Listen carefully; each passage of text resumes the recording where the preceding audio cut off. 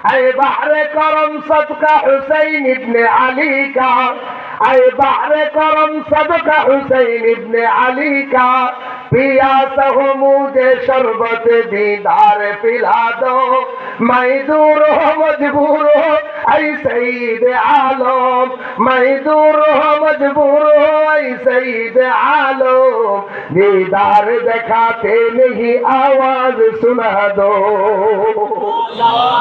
আমরা তো তার অনুসারী দিয়া তাই আমি আল্লাহ আপনাকে নবী বানায়া পাঠাইলাম। হাবিব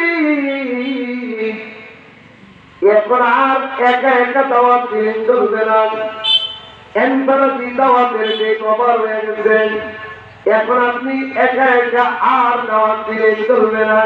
আমি আল্লাহ আপনাকে অর্ডার করলাম ওয়া আনজির আশিরাতাকাল আকরাবিন। আল্লাহু আকবার।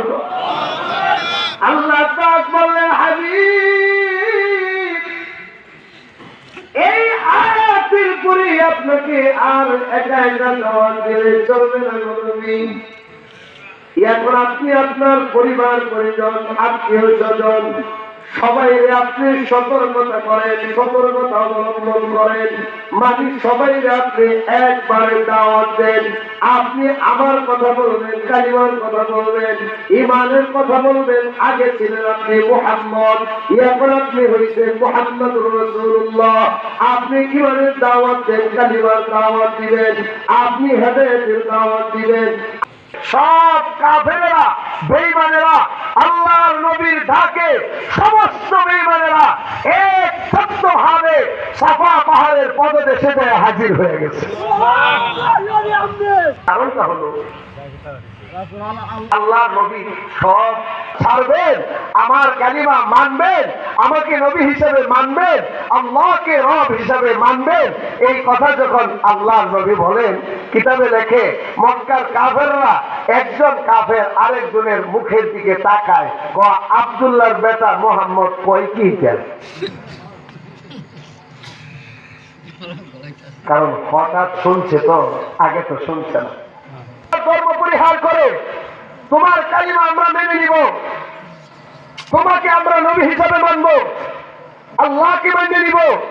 এই কারণে কি তুমি আমাদেরকে ডাকছো? তুমি ধ্বংস হও, এটা কখনো সম্ভব হইতে পারে না। এটা আমরা মানতে রাজি না, আমরা কেউ মানব না। সর্বপ্রথম নবীর মুখে তর্ক করলেন আপন চাচা আবু লাহাব।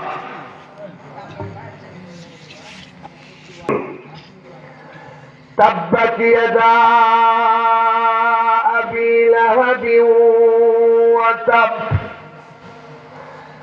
ما أغنى عنه ماله وما كسب سيصلى نارا ذات لهب وامرأته حمالة الحطب في جيدها حبل من مسد। আল্লাহ পাক বললেন, নবী আপনি নৈরাশ হয়েন না, আপনি ঘাবড়েন না, টেনশন করিয়েন না। আপনাকে সাফা পাহাড়ের চূড়ায় দাওয়াত দেওয়ার জন্য আমি আল্লাহ বলেছিলাম। আপনি সব বেঈমানদেরকে কালিমার দাওয়াত দিলেন, হেদায়েতের দাওয়াত দিলেন, কোরআনের দাওয়াত দিলেন। নবী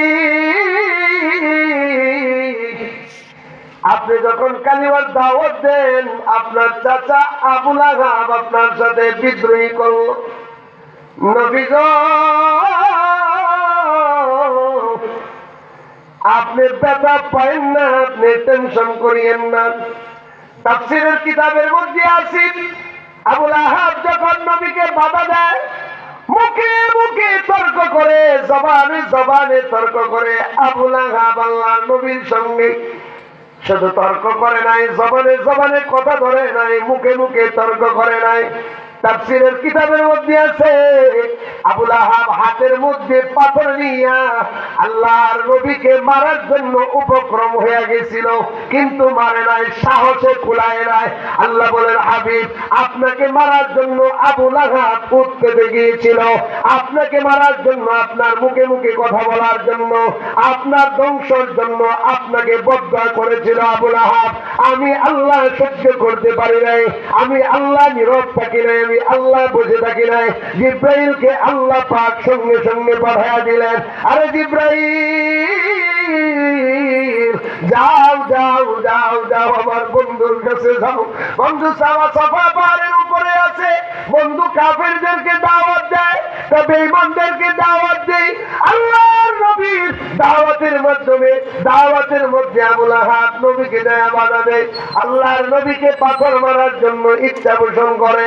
আল্লাহ পাক জিব্রাইলকে আল্লাহ নবীর কাছে পাঠাইয়া দিলেন, পাঠাইয়া বলেন, যাও যাও ছোট্ট একটা সূরা, সূরাতুল লাহাব, আমি লাহাবের ধ্বংসের জন্য পাঠাইয়া দিলাম।